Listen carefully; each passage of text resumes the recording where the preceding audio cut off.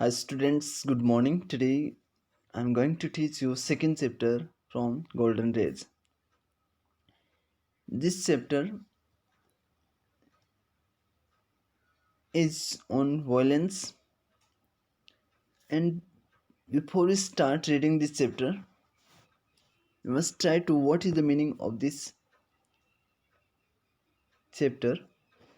Violence means हिंसा होता है। ये फिजिकल भी हो सकती है और ये मेंटल भी हो सकती है, माइंड से रिलेटेड भी हो सकती है, जिसको हम टॉर्चर बोलते हैं फिजिकली और मानसिक रूप से, शारीरिक रूप से। तो वॉयलेंस का मीनिंग हिंसा होता है और ये हिंसा किस सेंस में लिया गया है इसके बारे में हम आज इसमें डिटेल से स्टडी करेंगे। बट यहाँ पे ऑन वॉयलेंस का मीनिंग क्या है, हिंसा पर।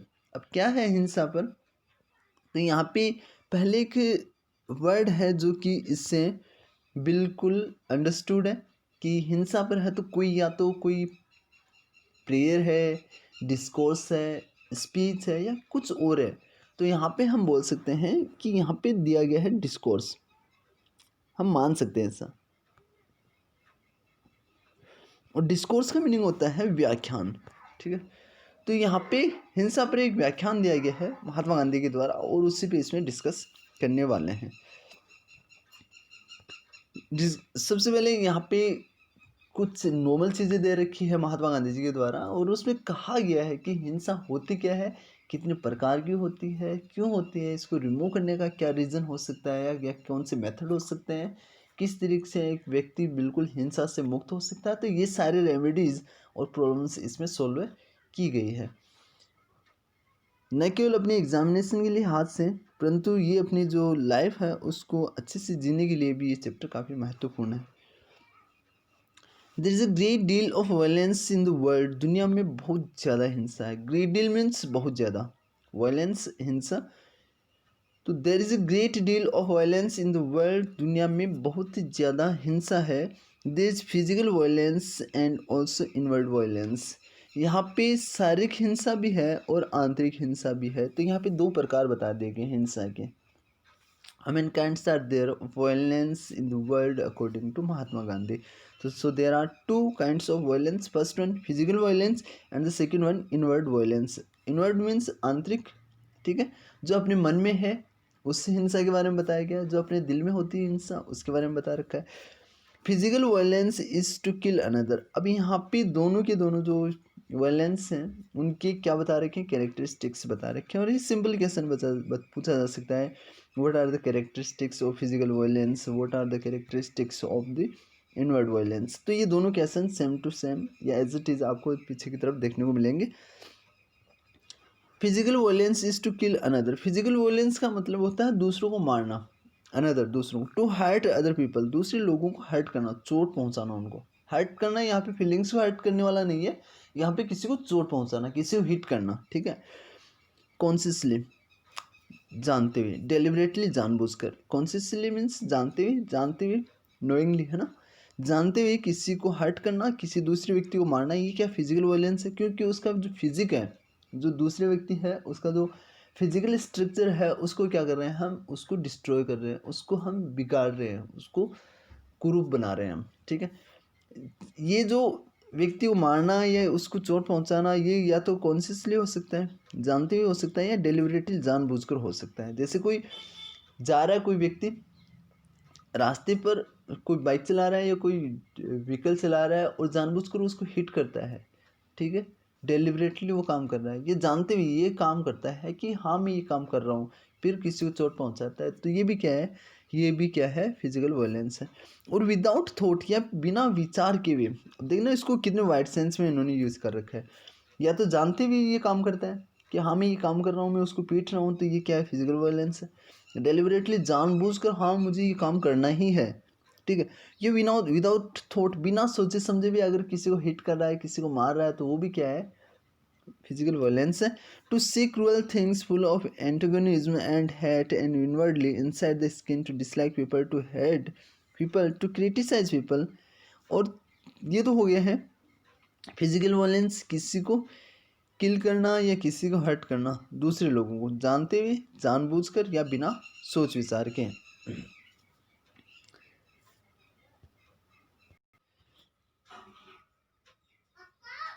To say cruel things,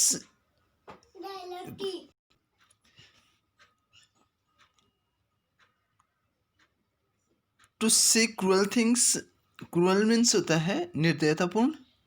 full of एंटोगोनिज्म, एंटोगोनिज्म का मीनिंग होता है प्रतिरोध, किसी का अपोज करना, किसी का विरोध करना। एंड हेट, जो नफरत और विरोध से परिपूर्ण होती है, ऐसी क्रूअल थिंग्स कहना।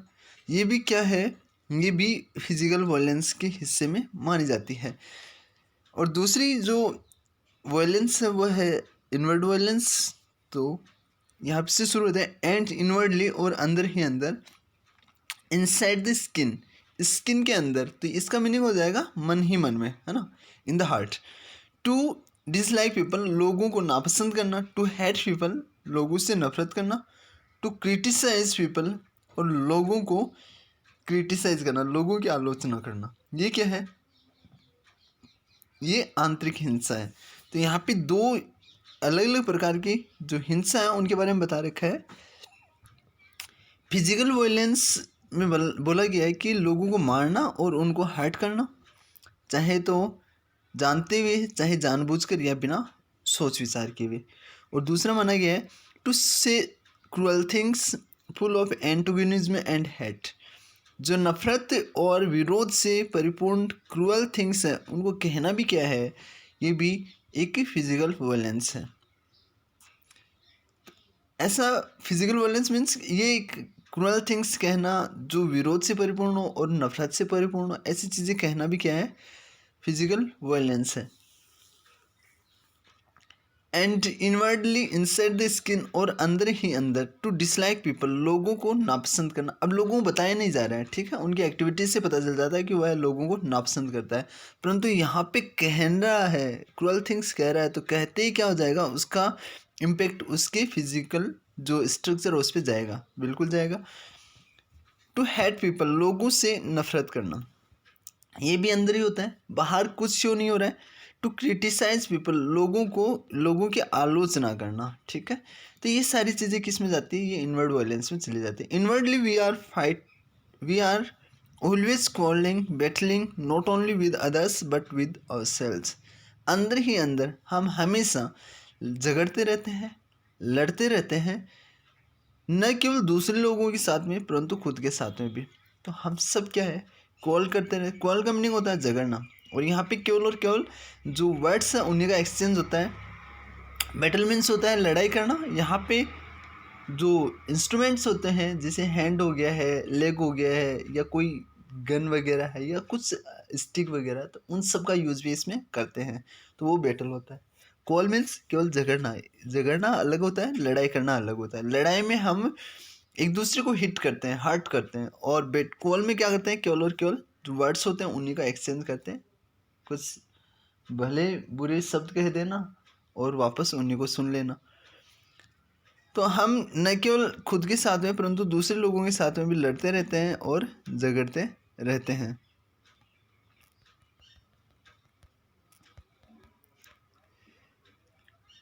We want people to change, हम चाहते हैं कि लोग बदलें। We want people to change, हम चाहते हैं कि बदले, कौन, लोग बदलें, तो लोगों को हम बदलना चाहते हैं। We want to force them to our way of thinking, और हमारे सोचने के तरीके से उनको हम क्या करते हैं, फोर्स करना चाहते हैं। We want to force them, हम उन पर दबाव डालना चाहते हैं। To our way of thinking, हमारे तरीके से सोचने के लिए, तो हम चाहते हैं कि वो लोग हमारी तरह सोचें। इन द वर्ल्ड, इस दुनिया में, एज वी ग्रो अप, जैसे जैसे हम बड़े होते हैं, we see a great deal of violence, हम बहुत ज़्यादा हिंसा देखते हैं। At all levels of human existence, मनुष्य अस्तित्व के हर एक लेवल पर। तो जैसे जैसे हम बड़े होते हैं तो हम जो वायलेंस है उसको बहुत ज़्यादा मात्रा में देखते हैं, और ये जो वायलेंस है वो कहाँ पे एग्जिस्ट करती है, ह्यूमन के हर एक लेवल पे एग्जिस्ट करती है। The ultimate violence is war, और जो अल्टीमेट वायलेंस है, अल्टीमेट मीन्स होता है आखिरी, फाइनल, जो फाइनल जो वायलेंस है वो क्या है, वॉर है, वो युद्ध है। ठीक है। और युद्ध जो होते हैं वो किसके लिए होते हैं, उनके रीज़न बता रखे हैं। द किलिंग फॉर आइडियाज़, विचारों के लिए युद्ध करना, लड़ाई करना या मारना। विचारों के लिए हम मारते हैं। अब विचार का मीनिंग यहाँ पे आइडियोलॉजीज हो सकती है, ठीक है। ये अलग अलग कंट्रीज़ के बीच में जो होता है वो वॉर होता है, ठीक है। अलग अलग कंट्रीज जो इसमें पार्टिसिपेट करती है वो वॉर होता है, और एक दूसरी कंट्री, दो ही कंट्रीज उसमें शामिल है तो वहाँ पे वो बैटल होता है, ठीक है। तो जो वॉर है वो एक बड़ा टर्म है जिसमें पूरे विश्व के अलग अलग कंट्रीज हिस्सा लेते हैं लड़ाई करने में।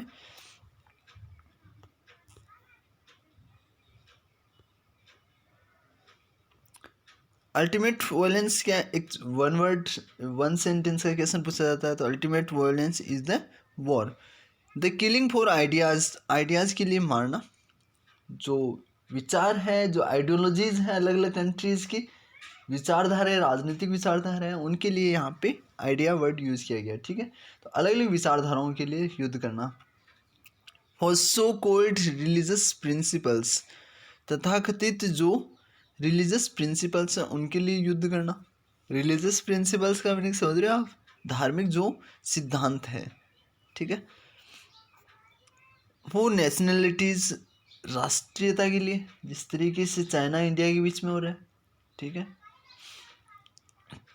The killing to preserve a little piece of land, और छोटे से ज़मीन के टुकड़े को प्रिजर्व करने के लिए मारना, ये भी एक युद्ध का रीज़न है।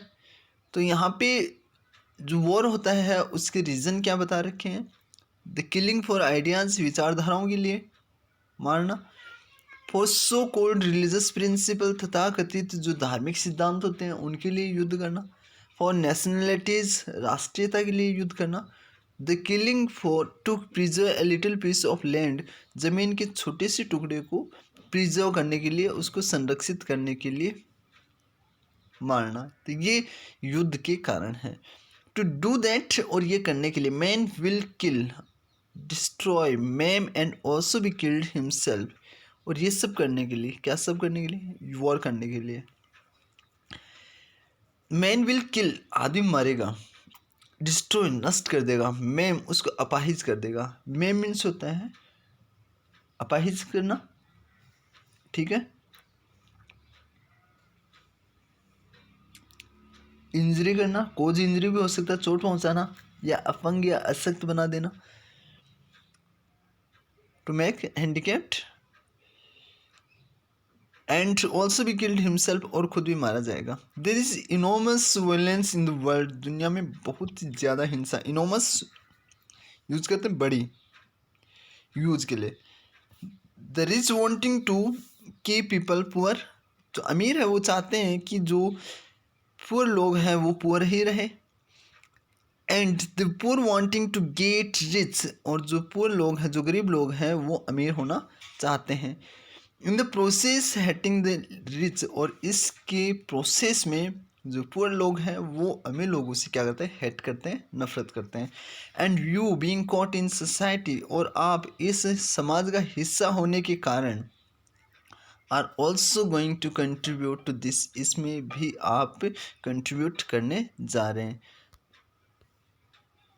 तो हम सब इस सोसाइटी का एक हिस्सा है, और हम सब भी इसी सोसाइटी में जो एक्टिविटीज़ होती हैं उन सब का पार्ट बनने जा रहे हैं, ऐसा मानते हैं।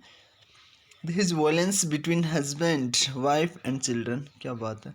There is violence between husband, wife and children, पति पत्नी के बीच में और बच्चों के बीच में वायलेंस होती है, हिंसा होती है। अब देखना, हिंसा होने का मतलब यही नहीं है कि पति पत्नी एक दूसरे को पीट रहे हैं सुबह मॉर्निंग में चाय के नाश्ते के साथ में, ठीक है, या बच्चों को पीट रहे हैं मॉर्निंग में उठते ही। हिंसा का मतलब वाइड सेंस में देखा गया वो इनवर्ड वायलेंस भी हो सकती है और वो फिजिकल वायलेंस भी हो सकती है। बच्चा होमवर्क नहीं कर रहा है, पिटाई हो सकती है, तो क्या हो गया है, फिजिकल वायलेंस है, ठीक। अब बच्चा क्या करता है, पेरेंट्स से जो पिटाई होती है उस समय तो अच्छा सोच नहीं सकता, वह उनके बारे में क्या सोचेगा, उनको डिसलाइक करना शुरू कर देगा, तो ये क्या होगी, इनवर्ड वायलेंस हो गई है, ठीक है। पति ने ज़्यादा काम कर लिया है और पत्नी उसका कहना नहीं मान रही है, खाना नहीं बना के दे रही है, या कुछ और काम नहीं कर रही है, तो हस्बैंड क्या कर रहा है, डिसलाइक करेगा। या उस वाइफ ने हस्बैंड को अच्छे से ट्रीट नहीं किया है, इंसल्ट कर दिया सार्वजनिक रूप से, तो वो वहाँ पे भी क्या हो गया है, डिसलाइक की सिचुएशन आ गई। तो ये भी क्या है, वायलेंस है, चाहे इनवर्ड हो चाहे फिजिकल वायलेंस हो। वायलेंस का मीनिंग वाइडर सेंस में देखना है यहाँ पे।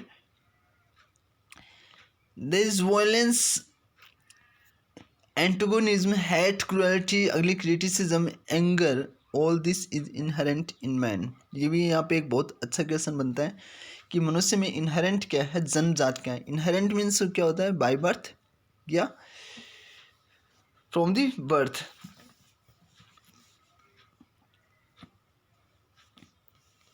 एंटागोनिज्म का मीनिंग होता है विरोधाभास। एंटागोनिज्म का मीनिंग क्या होता है, विरोधाभास।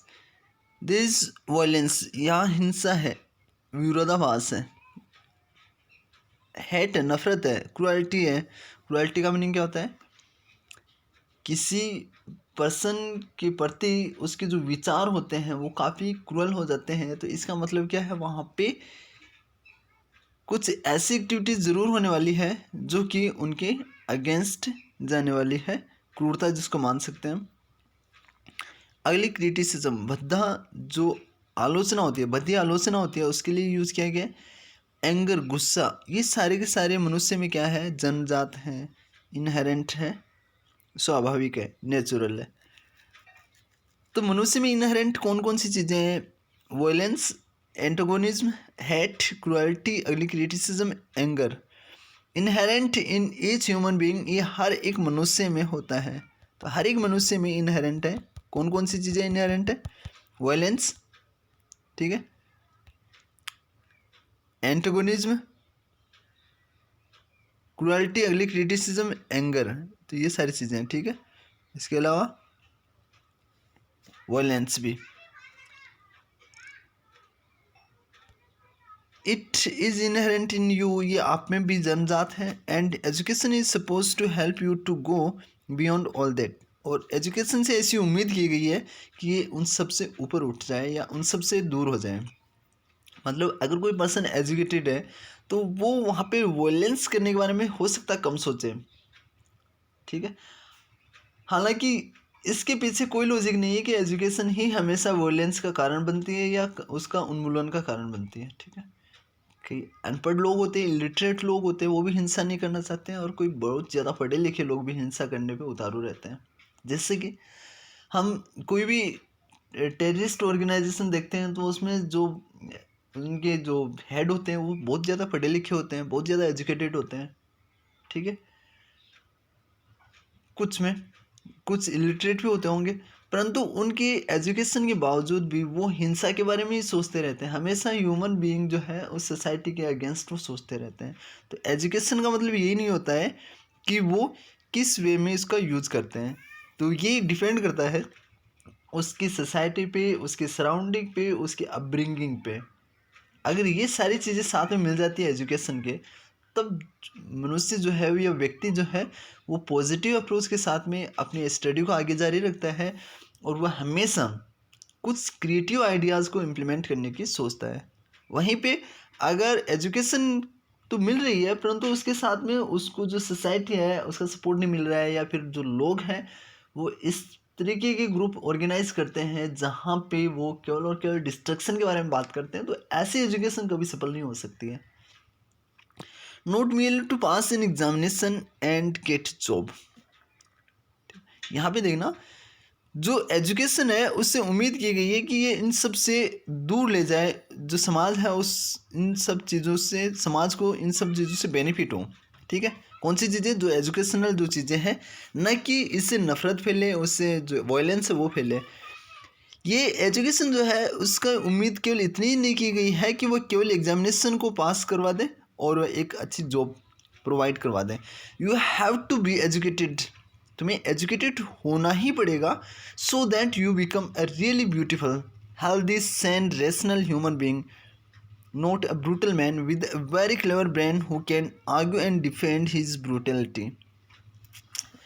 तुम्हें एक एजुकेटेड व्यक्ति होना ही पड़ेगा ताकि तुम वास्तव में खूबसूरत, ब्यूटीफुल, यहाँ पे ब्यूटीफुल का मीनिंग जो बॉडी की स्ट्रक्चर हो उससे नहीं लिया गया है, इसीलिए हार्ट कितना ब्यूटीफुल है, जो अपना हृदय वो कितना खूबसूरत है, कितनी अच्छी चीज़ों के बारे में वो सोच सकते हैं। हेल्दी स्वस्थ बनने के लिए सेन, यहाँ पे सेन का जो मीनिंग है वो इसका अपोजिट जो होता है वो होता है इनसेन, जिसका मीनिंग होता है पागल। और सेन का मीनिंग क्या होता है, जो व्यक्ति जिसका माइंड क्या हो, हेल्दी हो, हेल्दी माइंड वाला, ठीक है, समझदार जिसको बोल सकते हो आप। रेशनल विवेकी, जो विवेक का इस्तेमाल कर सके, अपनी जो बुद्धि कौशल है उसका इस्तेमाल कर सके वो।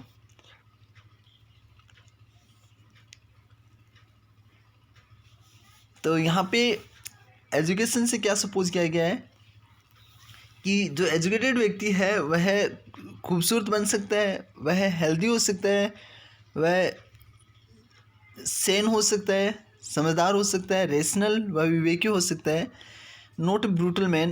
परंतु क्या नहीं हो सकता और क्या नहीं होना चाहिए उसको, एक ब्रूटल मैन, एक निर्दयी व्यक्ति नहीं होना चाहिए जिसका दिमाग इतना सातिर होता है कि वह अपनी जो ब्रूटैलिटी है, जो क्रूरता है, उसको भी डिफेंड कर सकता है और उसको भी वह आर्ग्यू कर सकता है, तर्क वितर्क कर सकता है।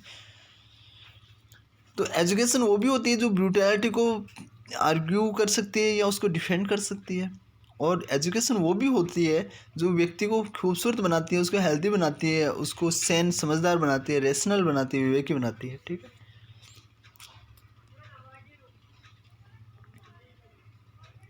You are going to face all this violence as you grow up. जैसे जैसे तुम बढ़ोगे तुम ये सारी जो वायलेंस है उसको फेस करने जा रहे हो। You will forget all that you have heard here, जो तुमने यहाँ सुना है वो सब भूल जाओगे। तो यहाँ पे हर्ड वर्ड यूज़ कर रखा है, सुनना। तो यहाँ से पता चलता है कि ऑन वायलेंस जो है, इस टाइटल का जो मीनिंग है वो डिस्कोर्स ऑन वायलेंस ही है, क्योंकि सुना रहे हैं लोगों को, लोग शायद उनके सामने बैठे हुए हैं और ये सारी बातें वो बता रहे हैं। तो यहाँ पे क्या व्याख्यान दे रहे हो एक तरीके से वायलेंस पर। तो you will forget all that you have heard here, जो कुछ आपने यहाँ सुना है तुम सब भूल जाओगे। And will be caught in the stream of society, और जो समाज की जो धारा है उसमें बह जाओगे। इस तरीके से समाज चल रहा है वैसे आप भी चलते रहोगे। You will become like the rest of the cruel hard bitter angry violent world, और तुम भी जो बचा हुआ जो दुनिया है उसकी तरह क्रूअल हो जाओगी, निर्दयी हो जाओगे, हार्ड हो जाओगे, सख्त हो जाओगे, बिटर हो जाओगे और गुस्से वाले हो जाओगे। And you will not help to bring about a new society a new world, और तुम एक नया समाज, एक नई दुनिया बनाने में या लाने में हेल्प नहीं करोगे। अब बोल रहे हैं but a new world is necessary, परंतु एक दुनिया जो नई है वो आवश्यक है, वो ज़रूरी है। But a new world is necessary, एक नई दुनिया ज़रूरी है। अ न्यू कल्चर इज़ नेसेसरी, एक नया जो कल्चर है, संस्कृति है, वो ज़रूरी है। The old culture is dead, buried, burned, exploded, vaporised, जो पुराना जो कल्चर है, जो पुरानी जो संस्कृति है वह मृत है, डेड है। मृत हो जाने का मीनिंग क्या है, वो आउटडेटेड हो गई है। अब ऐसी संस्कृति की रिक्वायरमेंट प्रेजेंट टाइम में नहीं है। ठीक है, बरीड, वो दफन हो गई है, वो जो सिविलाइजेशन जो प्राचीन हो गई है। बर्न्ट, उसको जला दिया गया। एक्सप्लोडेड, ये विस्फोटित हो गई है। वेपराइज्ड, ये वाष्पित हो चुकी है। तो यहाँ पे ओल्ड कल्चर के बारे में इतनी सारी बातें कहने का उनका जो तात्पर्य है वो नेगेटिव नहीं है, वो पॉजिटिवली इन सब चीज़ों को देख रहे हैं कि जो प्राचीन जो चीज़ें हैं, जो रूल्स और रेगुलेशंस हैं, वो सारे के सारे इम्प्लीमेंट अगर समाज में करने लग जाएंगे तो समाज वापस उसी धारा में चला जाएगा जहाँ से हम निकले थे। जिस तरीके से पहले की दुनिया में मानते थे कि जो सती प्रथा वो एक अच्छी चीज़ है, और जिसकी भी डेथ होती है पति की, उसके ऊपर उससे पत्नी को मरना ही होता था। तो ये ओल्ड कल्चर है, इसको हम प्रेजेंट में इम्प्लीमेंट करेंगे तो हमें सभी पागल बोलेंगे, और हम इसको इम्प्लीमेंट करेंगे भी क्यों, क्योंकि इससे तो क्रुएलिटी ज़्यादा बढ़ेगी। और क्रुएलिटी को तो हमें क्या करना है, वायलेंस को तो क्या करना है, हमें रिमूव करना है समाज से। ठीक है, you have to create a new culture, आपको एक नया कल्चर क्रिएट करना होगा। A new culture can not be based on violence, और एक नया जो कल्चर है वो वायलेंस पे बेस्ड नहीं हो सकता, वो हिंसा पे आधारित नहीं हो सकता है। The new culture depends on you because the older generation has built a society based on violence, और एक नया कल्चर आप पे निर्भर करता है क्योंकि जो ओल्ड जो जनरेशन है, जो प्राचीन जो जनरेशन है, जो पीढ़ियाँ हैं, उन्होंने समाज को हिंसा पे आधारित बना दिया है। ठीक है, जिस तरीके से इंसानों की बलि दी जाती थी पहले देवी माँ के सामने, जानवरों की बलि दी जाती थी, आजकल ये कम होने लग गया ट्रेंड जानवरों की बलि देना भी। फिर भी ये क्रूएलिटी है। किसी भी क्रीचर के प्रति हम कुछ गलत सोच रहे हैं तो वो भी क्रूएलिटी मानते हैं गांधी जी। ठीक है, उनको मारना, उनको हिट करना तो अलग सी बात है, वो तो क्रूएलिटी है ही है, परंतु उनके बारे में बुरा सोचना भी, क्रीचर्स के बारे में, वो भी क्या है, क्रूएलिटी है। बेस्ड ऑन एग्रेसिवनेस, ये आक्रामकता पे आधारित था। And it is this that has caused all the confusion, और इसी की वजह से सारा कन्फ्यूज़न क्रिएट हुआ है, सारी की सारी जो मिजरी है, जो दुख है, वो क्रिएट हुआ है।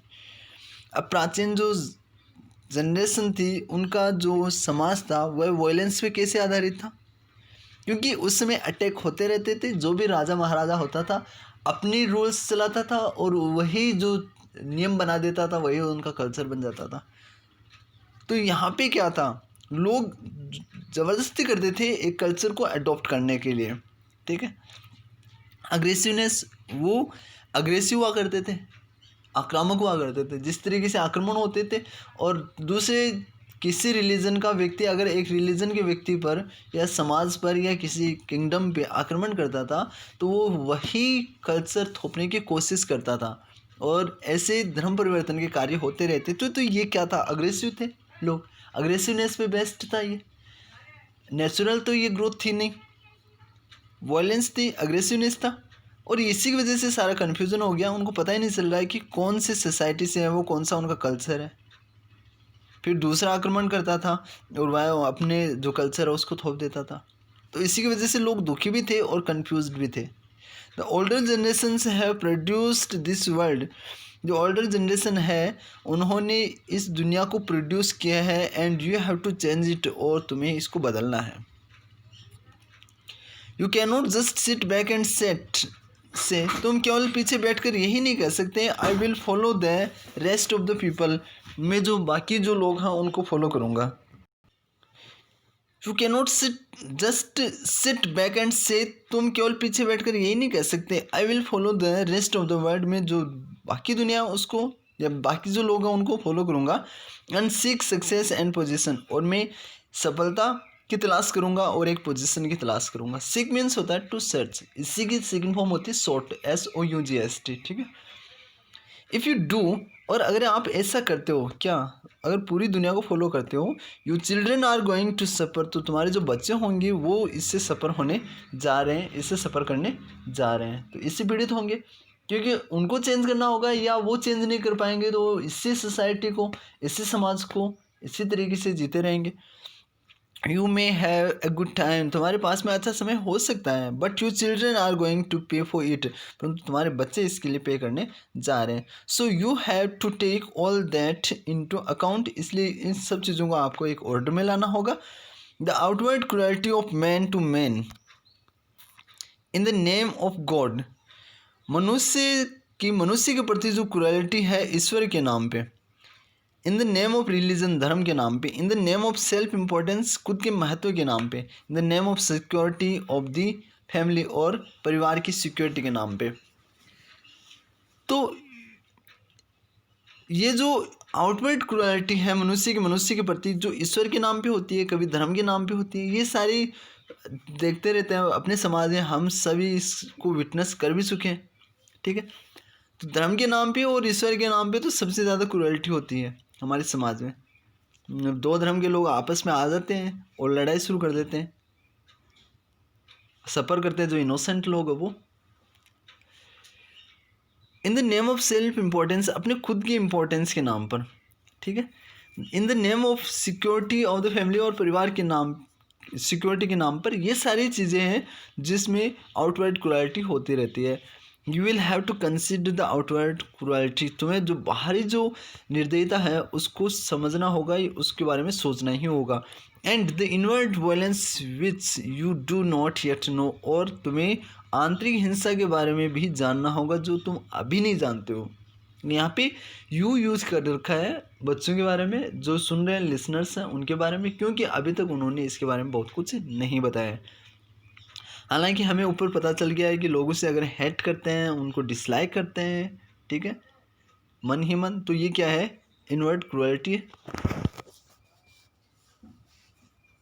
तो आज हमने क्रुएल्टी क्या है, वायलेंस क्या है, उसके काइंड्स कितने होते हैं, उन सब के बारे में जानने की कोशिश की है, ठीक है।